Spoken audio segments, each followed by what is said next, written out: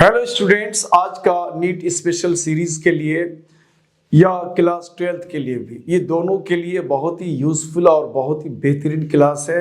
और आज का जो टॉपिक हम लोग डील करेंगे बच्चों, वो है electromagnetic induction. Electromagnetic induction Hindi में कहते हैं विद्युत चुंबकीय प्रेरण, यानी मैग्नेटिक फ्लक्स के चेंज होने से इलेक्ट्रिक फील्ड, इलेक्ट्रिक करंट या इलेक्ट्रिक EMF, जिसको हम लोग इलेक्ट्रोमोटिव फोर्स कहते हैं, वो पैदा होता है। ये टॉपिक इसमें ये सारी चीज़ों को डील कराया जाता है। तो टॉपिक बेहतरीन से हमारा आज का इलेक्ट्रोमैग्नेटिक इंडक्शन। आपको इसके थोड़ी से कॉन्सेप्ट्स के बारे में जानकारी होनी चाहिए।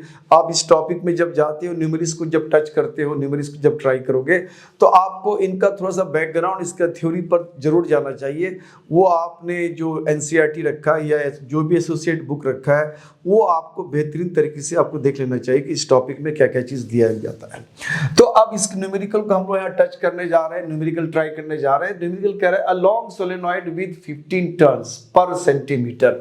कहते हैं कि लंबी सी सोलेनॉइड है जिसके पर सेंटीमीटर लंबाई पर जो है 15 टर्न से जो तार लपेटा जाता है।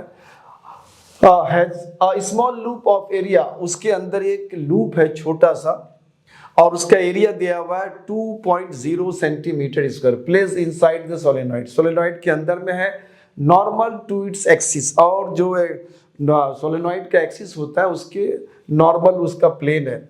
If the current carried by the solenoid changes steadily with from 2.0 ampere to 4.0 ampere in 0.1 second, what is the induced EMF in the loop while current is changing। तो सबसे पहले हम लोग इस चीज को देखते हैं बच्चों, ये कहता क्या है। ये कह रहा है कि एक लूप है बच्चों, एक लूप है। वो लूप जो है एक सोलेनॉइड के अंदर में है। तो थोड़ा सा इसका स्ट्रक्चर बता दूं सो दैट कि आपको और क्लियर हो जाए। ये जो लॉन्ग सोलेनॉइड है, इस लॉन्ग सोलेनॉइड में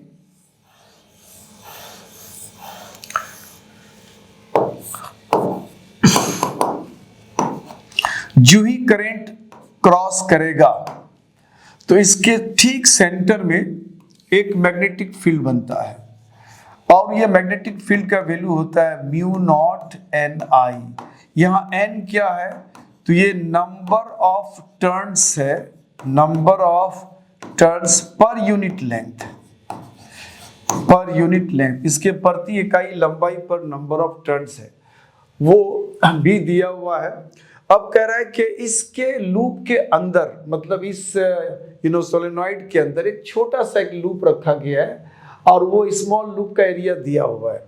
अब ये एक छोटा सा जो लूप है इसके अंदर, वो कुछ इस तरह की संभावना है। और ये कह रहा है कि जो लूप है इसके अंदर में, ये लूप का जो कलर चेंज कर देता हूं मैं, ये छोटा सा लूप है, और ये इसके अंदर जो रखा गया है ये लूप को, जैसे ये हमारे पास मान लो ये कॉइल है या सोलेनॉइड है, उसके अंदर में जब हम लूप को रख रहे हैं, तो लूप को रखने का क्या सिचुएशन होगा। तो कह रहे हैं कि ये जो एक्सिस होता है, सोलेनॉइड का जो एक्सिस होता है, जो उसके टर्न से बिल्कुल सेंटर से गुजरता है, उस एक्सिस के साथ वो परपेंडिकुलर है। परपेंडिकुलर का मतलब है कि अगर ये छोटा सा लूप है हमारा, तो लूप जो है बिल्कुल इस पोजीशन में है, क्योंकि ये जो परपेंडिकुलर का मतलब होता है कि इसके सरफेस पर परपेंडिकुलर है। तो लूप इस तरह से अंदर में रखा हुआ है। अब इसमें इंड्यूस EMF जो होगा वो हमें निकालना पड़ेगा, कितना होगा इंड्यूस EMF। तो इलेक्ट्रोमैग्नेटिक इंडक्शन में हम लोग जानते हैं, सबसे पहले हम लोग देखेंगे इसको सॉल्व करने के लिए हमारे पास क्या प्रोसीजर होगा।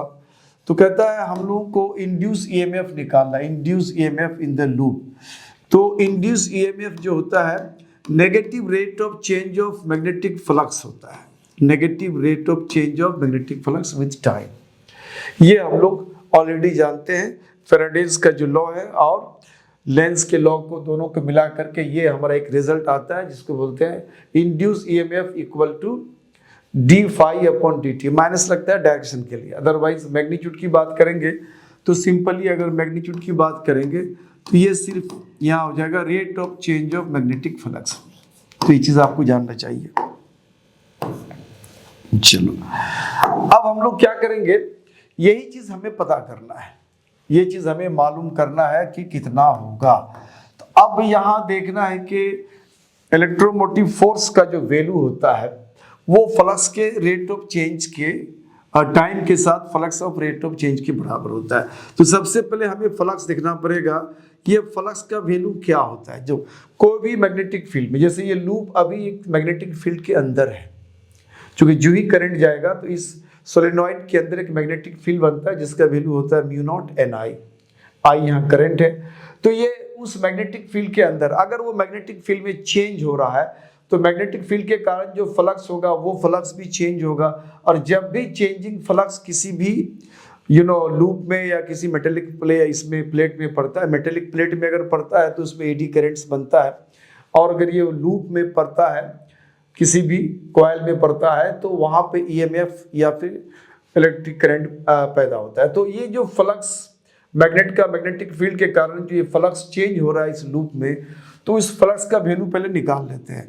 तो फ्लक्स का वैल्यू होता है बच्चों बी ए कॉस थीटा, जहां बी क्या है मैग्नेटिक फील्ड और ए क्या है एरिया, जो जिस एरिया पर पड़ता है वो एरिया, और कॉस थीटा होता है एरिया को हम लोग कहते हैं वेक्टर एरिया और मैग्नेटिक फील्ड के बीच का एंगल। देखो बच्चों ये इस तरह का ये हमारा लूप है और इस लूप पर ये मैग्नेटिक फील्ड इस तरह से जा रहा है।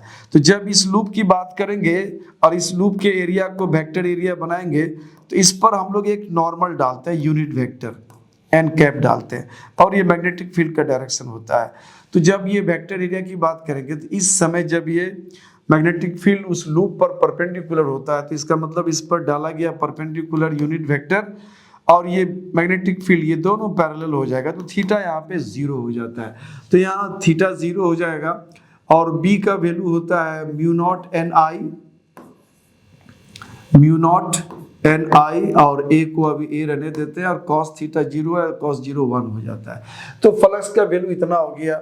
अब इलेक्ट्रोमोटिव फोर्स का वैल्यू अगर निकालते हैं हम लोग, इलेक्ट्रोमोटिव फोर्स का वैल्यू निकालते हैं, सिर्फ उसका मैग्नीट्यूड निकालते हैं, तो बच्चों ये हो जाएगा D phi upon D T.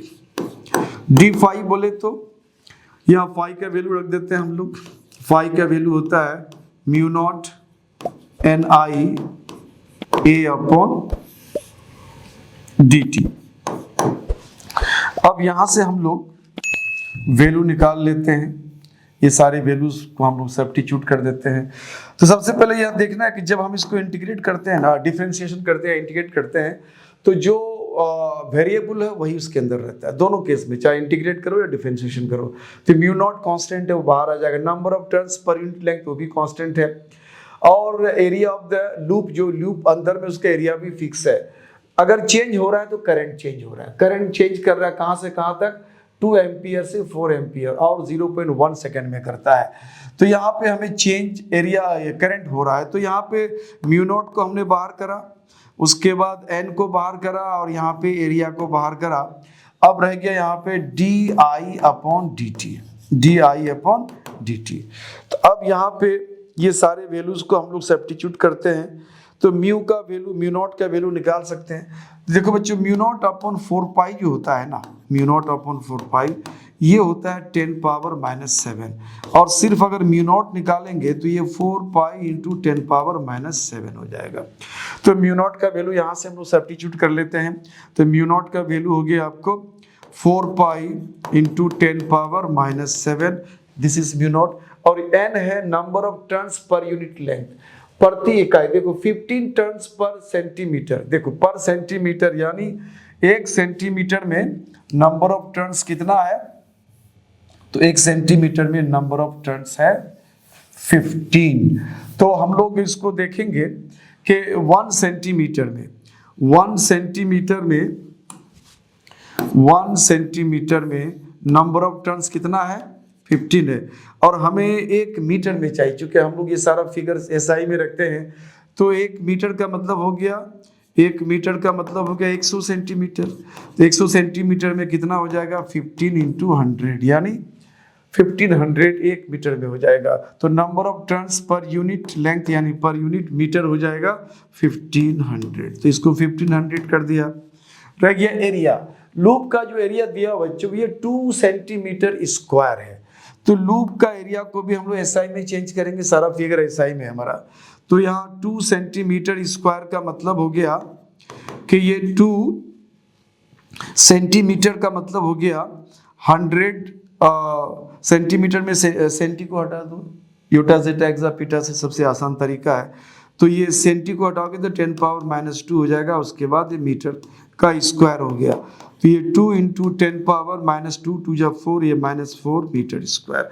तो यहाँ पे जो एरिया का वैल्यू हो गया हमारा, तो वो एरिया हो गया 2 इंटू 10 पावर -4। अब रह गया di/dt। इस वैल्यू को देखो बच्चों हम लोग ऐसे निकालते हैं, di/dt।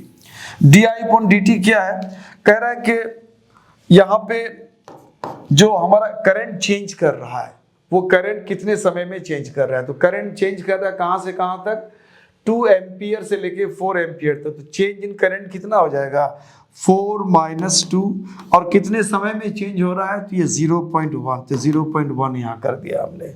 तो ये वैल्यू चेंज इन करंट और जो टाइम लगता है उसको चेंज होने में, इसको बोलते हैं टाइम टेकन। ये सारे फिगर्स को यहाँ रख करके अब आराम से इसको मल्टीप्लाई करके इसका वैल्यू आराम से आप निकाल सकते हो। और चूंकि इलेक्ट्रोमोटिव फोर्स का वैल्यू है बच्चों, तो यहाँ पे वोल्ट आएगा, लिख लो आराम से इसको पॉज करके। इलेक्ट्रोमैग्नेटिक इंडक्शन में अगला क्वेश्चन हमारा कहता है कि rectangular loop of sides 8 centimetre and 2 centimetre with A small cut, और उस लूप में एक स्मॉल कट है। मान लो एक रेक्टेंगुलर लूप है इस तरह का, और इस लूप का साइड दिया हुआ है 8 सेंटीमीटर है और ये 2 सेंटीमीटर है, और कहीं एक छोटा सा कट लगा हुआ है। मान लो यहाँ एक कट लगा हुआ है, स्मॉल कट। ये मूव करता है, moving out of the uniform magnetic field region. ये मूव करता है और उस मैग्नेटिक फील्ड के रीजन में मूव करता है, जिसका वैल्यू यहाँ पे दिया हुआ है 0. ये मैग्नेटिक फील्ड के फील्ड में ये मूव करता है। मैग्नेटिक फील्ड का वैल्यू दिया हुआ 0.3 टेस्ला। और ये जो मैग्नेटिक फील्ड का डायरेक्शन है, ये जो लूप है ना, इस लूप के परपेंडिकुलर, यानी उसका लूप का जो एरिया है उस एरिया पर ये मैग्नेटिक फील्ड परपेंडिकुलर है। तो परपेंडिकुलर इनवर्ड भी हो सकता है, परपेंडिकुलर आउटवर्ड भी हो सकता है। तो हर हाल में इस सरफेस पर, यानी इसका जो एक एरिया होता है इस एरिया पर परपेंडिकुलर है। तो हमने मान लिया कि परपेंडिकुलरली इनवर्ड है। अगर मैग्नेटिक फील्ड परपेंडिकुलरली इनवर्ड दिखाते हैं हम लोग बिल्कुल अंदर की तरफ, तो ये है। और अगर परपेंडिकुलरली आउटवर्ड अगर दिखाते हैं इस तरह से बाहर की तरफ, तो वहां डॉट देते हैं हम लोग। तो ये 2 साइन बच्चों आपको याद रखना चाहिए। अब इसमें जो ये मूव करता है, इसके मूव करने का जो स्पीड दिया हुआ है ये 1 सेंटीमीटर पर सेकेंड है। अब ये मूव किस डायरेक्शन में करेगा, तो बोल रहा है कि लॉन्गर साइड के डायरेक्शन में, ए में कह रहा है 1 में, और फिर कह रहा है कि शॉर्टर साइड के डायरेक्शन में मूव करता है, इधर की तरफ मूव करता है। तो हमारे पास 2 यहाँ पे केसेस है, longer side and shorter side. तो कह रहा है कि जब कोई भी वायर लूप जब मैग्नेटिक फील्ड में जब मूव करता है, तो ये मैग्नेटिक फ्लक्स जो उस सरफेस पर पड़ता है, जितने सरफेस को घेरता है ये लूप, जितना एरिया कवर करता है, वो एरिया अगर आगे पीछे हो रहा है तो एरिया के साथ साथ मैग्नेटिक फ्लक्स यहाँ क्या कर रहा है, चेंज कर रहा है। तो मैग्नेटिक फ्लक्स जब चेंज होने लगेगा तो चेंजिंग मैग्नेटिक फ्लक्स से ही इंड्यूस ईएमएफ पैदा होता है। तो इस तरह के चेंजिंग मैग्नेटिक फ्लक्स को हम लोग, उसके कारण जो इलेक्ट्रोमोटिव फोर्स हमारा पैदा होता है, उसको हम लोग मोशनल ईएमएफ कहते हैं, मोशनल इलेक्ट्रोमोटिव फोर्स। तो अगर इसका कॉन्सेप्ट बच्चों आपको पता है तो ठीक है, नहीं तो मैं इसका कॉन्सेप्ट आपको दे देता हूँ थोड़ा सा बैकग्राउंड में। मान लो कि ये हमारा एक लूप है, चलो इसी लूप को ले लिया, ये एक लूप है, और इस लूप को हमने क्या करा, इस लूप को हमने एक मैग्नेटिक फील्ड के अंदर रखा, मैग्नेटिक फील्ड के अंदर रखा, और मान लेते इसका लेंथ L है और इसकी चौड़ाई जो ब्रेथ जो है उसका B है। और मैग्नेटिक फील्ड इसके सरफेस में जो पड़ रहा है मैग्नेटिक फील्ड, तो मैग्नेटिक फील्ड का वैल्यू कितना पड़ रहा है यहाँ पे, तो मैग्नेटिक फील्ड का वैल्यू यहाँ पड़ रहा है मान लो B, और इसका एरिया कितना हो जाएगा, तो एरिया उसका हो जाएगा लेंथ इंटू ब्रेथ। तो यहाँ फ्लक्स का वैल्यू क्या हो जाएगा, तो फ्लक्स हो जाएगा BA cos थीटा। तो देखो बच्चों यहाँ cos थीटा आप लोग नहीं लेते हैं। नॉर्मली किसी भी सरफेस पर, किसी भी एरिया पर मैग्नेटिक फील्ड अगर परपेंडिकुलरली पड़ता है, चाहे इनवर्ड पड़े या आउटवर्ड, जब वो सरफेस पर परपेंडिकुलर होता है ना, तो cos थीटा का वैल्यू हम लोग वहाँ मान ले लेते हैं, क्योंकि उस समय इसको वेक्टर एरिया बनाएंगे और मैग्नेटिक फील्ड बनाएंगे तो ये दोनों पैरेलल हो जाता है। जैसे मान लो ये इधर से मैग्नेटिक फील्ड पड़ रहा है इधर की तरफ, इस डायरेक्शन में। अब इस सरफेस पर हम यूनिट वेक्टर डालते हैं, तो यूनिट वेक्टर की तरफ डायरेक्शन ऐसे ही हो जाएगा, सरफेस पर परपेंडिकुलर होता है, तो मैग्नेटिक फील्ड भी इधर है और एन कैप यूनिट वेक्टर भी इधर है, तो दोनों आपस में क्या हो जाएगा, पैरेलल हो जाएगा, तो एंगल वहाँ पे 0 हो जाएगा। इसलिए हम लोग जब भी किसी सरफेस पर मैग्नेटिक फील्ड परपेंडिकुलर पड़ेगा तो यहाँ पे डायरेक्ट फोर्स का वैल्यू बी ए कर देना है और कुछ नहीं सोचना है। तो अब यहाँ पे हो जाएगा बी और ए हो गया कितना, लेंथ इंटू ब्रेड्थ, यानी एल इंटू बी। अब इसको इलेक्ट्रोमोटिव फोर्स दिखाना है तो हम लोग क्या करते हैं, चेंज इन मैग्नेटिक फ्लक्स, तो यहाँ negative rate of change of magnetic flux with respect to time देते हैं, या अगर आपको नहीं दिखाना हो नेगेटिव साइन मतलब डायरेक्शन के लिए होता है, नहीं दिखाना चाहती हो तो आप मोड ले लो, कोई दिक्कत नहीं है। तो यहाँ अगर हम लेके चल रहे हैं तो फाई का वैल्यू यहाँ क्या हो जाएगा, B L B upon D T. चलो मान लो कुछ देर के लिए यहाँ पे मैग्नेटिक फील्ड जो यूनिफॉर्म अगर है तो ये बाहर हो जाएगा। अब यहाँ देखना है कि हम किस साइड से इसको निकाल रहे हैं बाहर मैग्नेटिक फील्ड से। मान लो अगर इस साइड से आप निकाल रहे हो इसको बाहर, इस साइड से, तो इस साइड से निकालोगे तो ये साइड जब निकल जाएगा तो ये साइड इसकी जो लेंथ है धीरे धीरे घटेगा। लेंथ क्या करेगा, धीरे धीरे घटेगा। जैसे अभी इतना लेंथ मैग्नेटिक फील्ड के अंदर में, तो जब वो आगे बढ़ेगा तो धीरे धीरे अभी मान लो यहाँ है, कुछ देर के बाद ये लूप का पोजीशन ये हो जाएगा, इतना पोर्शन मैग्नेटिक फील्ड के बाहर हो जाएगा, तो ये एल जो यहाँ से यहाँ तक इसकी लंबाई है वो तो घट जाएगा। तो जैसे जैसे वो इस डायरेक्शन में जाएगा ये वाला साइड तो फिक्स रहेगा थ्रू आउट जब तक वो निकल नहीं जाता है, लेकिन ये साइड की लंबाई धीरे धीरे घटता है, तो इसको हम लोग rate of change of length कह सकते हैं। इधर की तरफ अगर वो जा रहा है तो यहाँ पे बी कांस्टेंट है और मैग्नेटिक फील्ड तो कांस्टेंट होता ही है, तो इसको हम लोग कांस्टेंट को बाहर कर लेते हैं, तो ये हो जाएगा आपको D L upon D T. D L upon D T, उसके लेंथ क्या हो रहा है, धीरे धीरे घट रहा है, तो इसको बोलते हैं rate of decrease of length. Length किस में आता है, डिस्टेंस में आता है, तो डिस्टेंस का रेट ऑफ चेंज करते हैं तो वेलोसिटी हो जाता है, तो ये हो जाएगा बी और यहाँ पे v हो गया। एक तो ये है। दूसरा है कि अगर हमने इसको इधर से आउट करा, अगर हमने इसको इस डायरेक्शन में इसको मूव कराया मान लो, तो उस केस में क्या हो जाएगा हमारा, अगर उसको इस डायरेक्शन में मूव कराएंगे तो इलेक्ट्रोमोटिव फोर्स का वैल्यू क्या हो जाएगा, minus D phi upon D T, D phi upon D T. तो अब यहाँ पे तो वही हो जाएगा, डी फाई का वैल्यू हो जाएगा B L into B upon D T. अगर हमने इस लूप को इस साइड से बाहर करने की कोशिश करा तो थ्रू आउट इसका लेंथ जो है वो तो बिल्कुल जब तक बाहर नहीं चला जाएगा वही रहेगा, लेकिन ये लंबाई धीरे धीरे घटेगा। ये जो इसका विड्थ है, चौड़ाई है, ये चौड़ाई उसका ब्रेथ जो है धीरे धीरे घटेगा। जैसे जैसे बाहर जाएगा वैल्यू धीरे धीरे घटता है, जब फाइनली बाहर चला जाएगा तो पूरा का पूरा ये 0 हो जाएगा। तो कह रहा है कि जब वो इस साइड से, लेंथ के साइड से बाहर जाता है तो उस समय ब्रेथ को हम लोग क्या रखते हैं, चेंज करते हैं। जैसे लेंथ साइड से अगर बाहर जा रहा है तो ब्रेथ का वैल्यू धीरे धीरे कम होने लगेगा, तो यहाँ हम लोग जो कांस्टेंट रहेगा उसको बाहर कर लेते हैं, तो बी कांस्टेंट है और उसके बाद यहाँ पे एल को भी हम लोग कांस्टेंट रख रहे हैं, चूंकि एल के साइड से वो बाहर जा रहा है तो यह बी का वैल्यू चेंज हो रहा है, तो D B upon D T. और D B upon D T को हम लोग बेहतर है कि ये माइनस को अगर इसके साथ अटैच कर दें बच्चों, ये माइनस को इसके साथ कर दें तो minus D B upon D T, इसको बोलते हैं नेगेटिव रेट ऑफ चेंज। चूंकि ये जैसे जैसे बाहर जाएगा तो b का वैल्यू डिक्रीज करेगा, रेट ऑफ डिक्रीज कहते हैं, माइनस का मतलब रेट ऑफ डिक्रीज। और b क्या है, लेंथ, लेंथ क्या है, ब्रेथ लेंथ, ये सब क्या है, डिस्टेंस हमारा। और डिस्टेंस को टाइम से जब भी डिफरेंशिएशन करते हैं वो वेलोसिटी या स्पीड कहलाता है। तो ये हो गया हमारा बी एल, और इसको हम लोग सिंबॉलिक फॉर्म में भी लिखते हैं। तो माइनस को इसके साथ अटैच कर देंगे तो ऐसे करेंगे, या अगर आप माइनस लेके शुरू में नहीं लेना चाहते हो, सिर्फ मैग्नीट्यूड लेना चाहते हो तो इसमें मोड लगा दो, कोई दिक्कत नहीं, माइनस का काम ही खत्म हो जाएगा, माइनस खत्म हो जाएगा। तो बी भी बी हो जाएगा। तो इसका मतलब है कि ये हमारा मोशनल ईएमएफ हुआ रेक्टेंगुलर, कोई लूप अगर मैग्नेटिक फील्ड में मूव करता है तो। एक तो ये केस हो गया। दूसरा एक केस और है बच्चों, उसको मैं बता दूं, उसका भी कॉन्सेप्ट क्लियर कर दूं तो थोड़ा सा आपको आसानी हो जाएगी। एक दूसरा केस हम लोग और देखते हैं। दूसरा केस ये है, मान लो कोई सर्कुलर लूप है और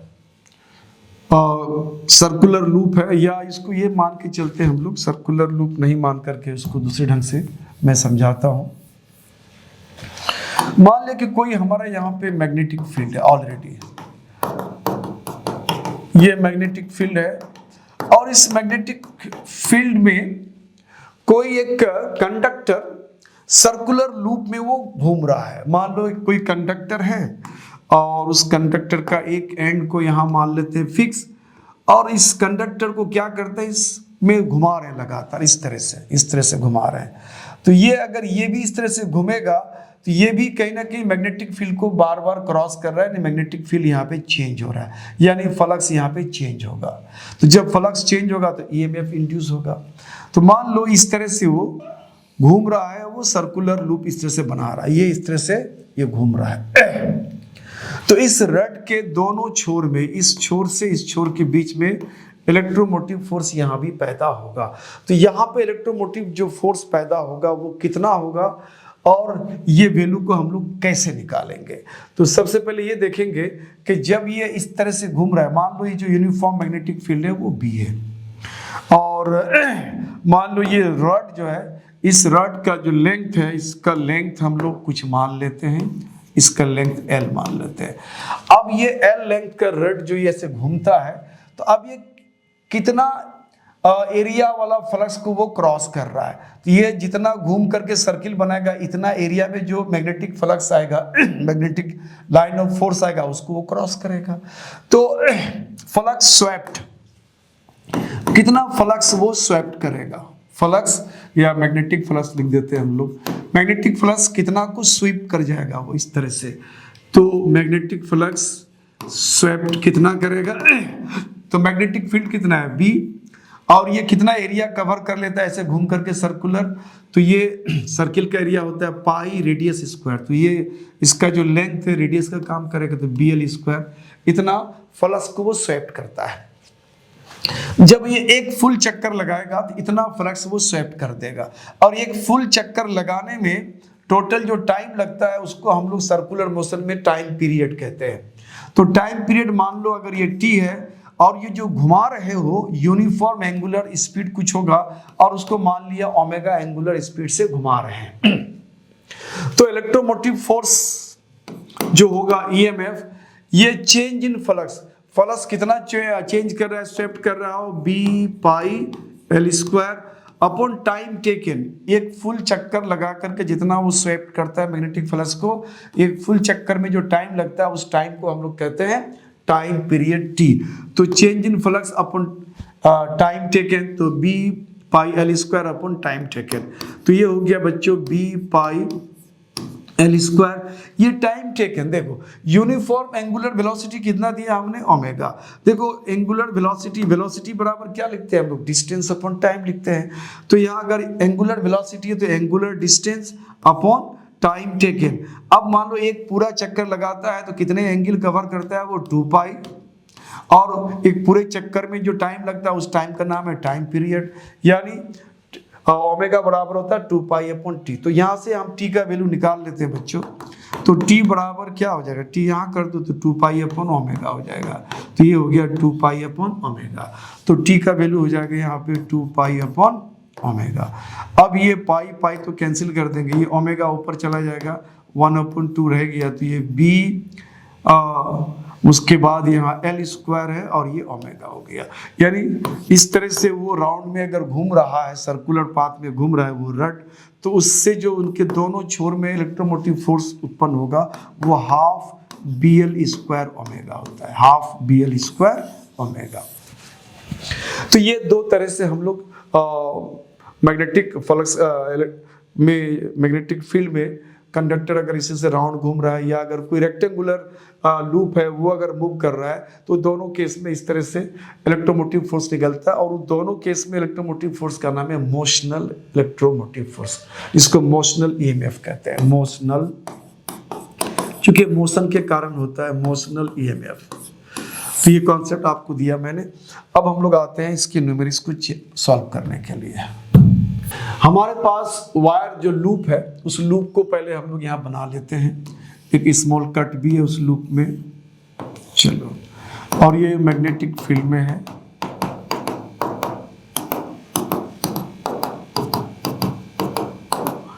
कहीं पे एक स्मॉल कट होगा, कहीं लगा देते हैं एक स्मॉल कट। चलो, अब ये जो लूप है ये मैग्नेटिक फील्ड में है और मैग्नेटिक फील्ड का वैल्यू यह दिया हुआ बच्चों 0.3 टेस्ला। यूनिफॉर्म मैग्नेटिक फील्ड है और इसका जो लेंथ ब्रेड्थ है वो 8 सेंटीमीटर है।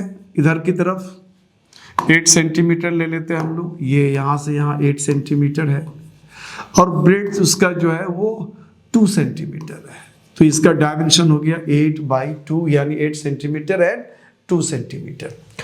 तो ये उसका लेंथ एंड ब्रेड्थ हो गया।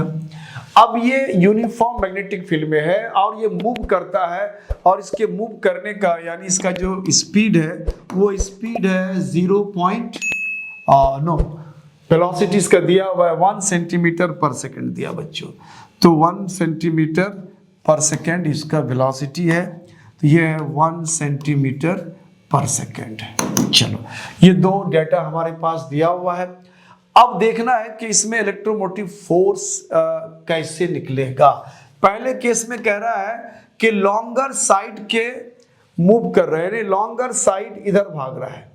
लॉन्गर साइड तो यही है, यानी फर्स्ट केस में ये जो लूप है इधर की तरफ मूव कर रहा है, इस साइड में।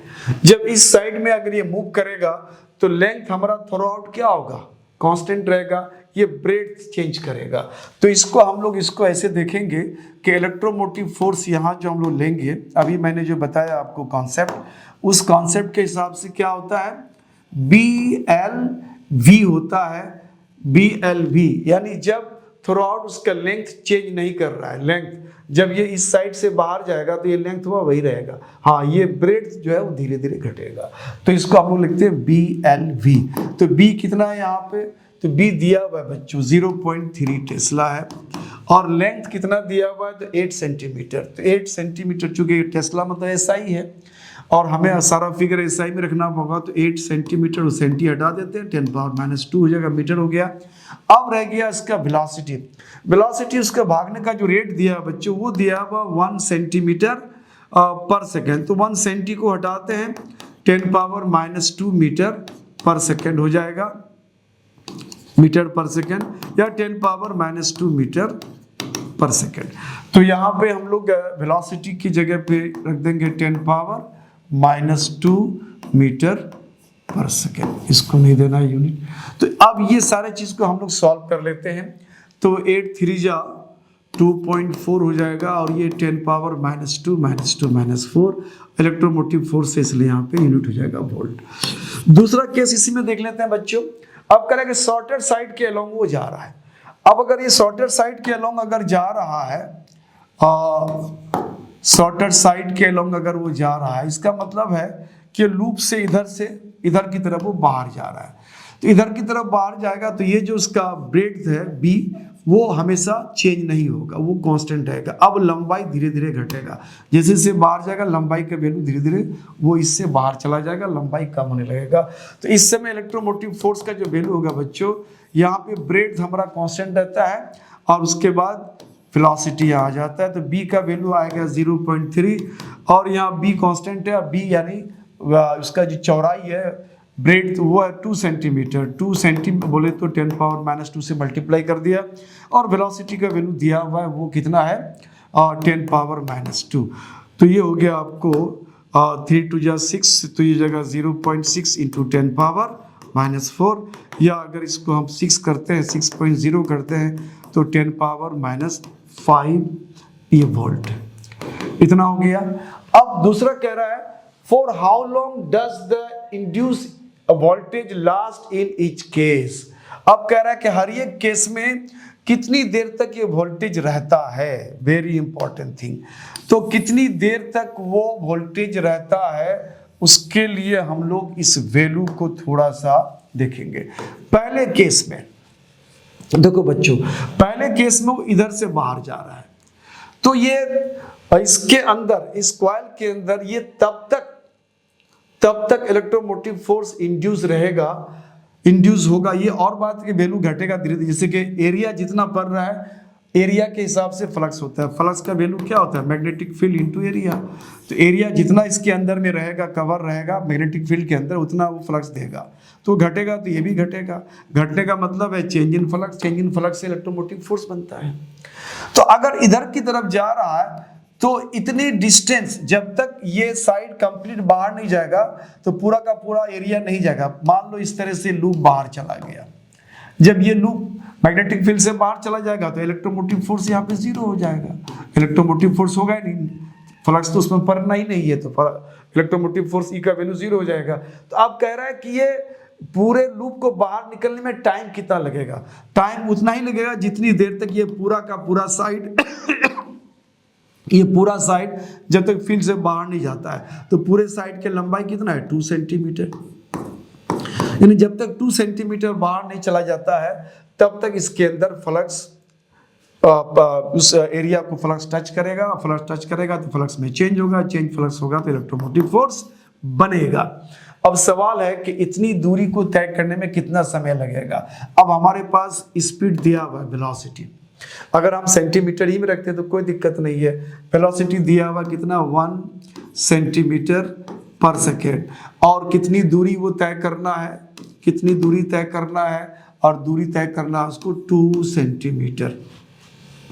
तो बच्चों हम लोग बचपन से ही जानते हैं वेलोसिटी यानी चाल बोलते हैं, चाल बराबर दूरी बटे समय, दूरी बटे समय। तो हमें समय निकालना है तो समय बराबर क्या हो जाएगा? S/V। S कितना है? S कह दिया यहाँ पे 2 है, और उसके बाद और चाल कितना दिया हुआ है? 1 दिया हुआ है, तो कितना हो गया बच्चों? 2 सेकेंड। यानी 2 सेकेंड तक इसमें EMF रहेगा। उसी तरह से अगर हमें B निकालना हो, B का निकालना हो तो वेलोसिटी तो वही रहेगा। उस समय इस साइड से बाहर जा रहा है, तो ये जब तक ये पूरी लंबाई बाहर आउट नहीं हो जाएगा तब तक इसके अंदर EMF बनेगा। अब सवाल है कि पूरी लंबाई को बाहर जाने के लिए समय कितना लगेगा। यानी अब हमारे यहाँ डिस्टेंस के लिए काम करेगा ये 8 सेंटीमीटर। तो अब यहाँ डिस्टेंस के लिए हम लोग क्या ले लेंगे बच्चों? तो डिस्टेंस के लिए यहाँ ले लेंगे 8 सेंटीमीटर। यानी डिस्टेंस हमारा यहाँ हो जाएगा 8 सेंटीमीटर। चाल तो वही रहेगा यानी 8 सेकेंड। यानी दूसरे केस में 8 सेकेंड तक उस कॉइल या उस लूप के अंदर EMF बरकरार रहेगा। तो इस तरह से हमारे क्लास को आप देखते रहें। ये इलेक्ट्रोमैग्नेटिक इंडक्शन का ये मेरा पहला वीडियो है। इस तरह से सक्सेसिव वीडियोस कुछ और आएगा। आप शुरू से आखिर तक सारी चीज़ को जब मैंने देखा कि ये कुछ ट्रैक से हट के क्वेश्चन है, इसमें आपको एक कंसेप्ट देने की ज़रूरत है, तो मैंने कंसेप्ट भी दे दिया। तो मेरे हर एक क्वेश्चंस का सॉल्यूशन में कंसेप्ट ज़रूर होगा। विदाउट कंसेप्ट क्लियर किए मैं क्वेश्चन को सॉल्व नहीं करता हूँ। यूँ नहीं कि क्वेश्चन लिया, डाटा लिया और इसको फॉर्मूला में पुटअप किया, बता दिया। ऐसी चीज़ आपको भी अवेलेबल होगा, कहीं भी आप भी खुद कर सकते हो। तो ज़रूरत है जब आप हमारे क्लास को देखते हो तो आपका कॉन्सेप्ट को मैं ताज़ा कर दूँ। अगर आप जानते हैं तो सो मच सो गुड, नहीं जानते तो मैं ताज़ा कर दूँ, और जानते हैं तब भी मैं आपको रिवाइज़ कर देता हूँ। तो इस तरह आप हमारे साथ आप बने रहेंगे तो आपको बेनिफिट मिलता जाएगा। और हमारे हौसला अफजाई के लिए आपका साथ बहुत ज़रूरी है, और आपका साथ है मेरे चैनल को लाइक करना, सब्सक्राइब करना, दोस्तों में बताना और अच्छे अच्छे कमेंट लिखना। For that thank you for watching my channel.